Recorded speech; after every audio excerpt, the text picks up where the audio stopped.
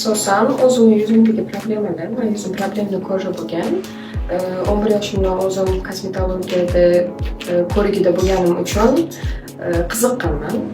O'z oilamizda ham kosmetologiyaga hurmatimiz cheksiz.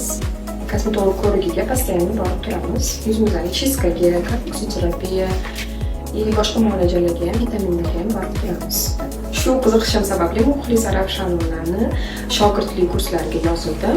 Bugun 9-kun, уже 9 kundan beri biz amaliyotli darslar o'tib boramiz. Muxlisa Ravshanovnani menga 3 ta tomonlari. Birinchisi bu ortiqcha narsani qilmaydi yuzga. Tabiiylikni saqlashga harakat qiladi, faqat problemli joylarini ishlaydi. Ikkinchi tarafi чувство yumora. Menga чувство yumoralari yoqadi.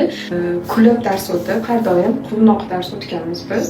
Uchinchisi bu mehribonliklari. Nima bo'lsa, qanaqa problemamiz bo'lsa, har doim Muxlisbomga aytamiz. Muxlisbom qo'llaridan kelgancha har doim yordam berishga harakat qiladi. Men kosmetolog tanlashda adashmadim. Kosmetolog bo'lmoqchi bo'lgan hamma qizlarga Muxlisa Ravshanovnani tavsiya qilaman.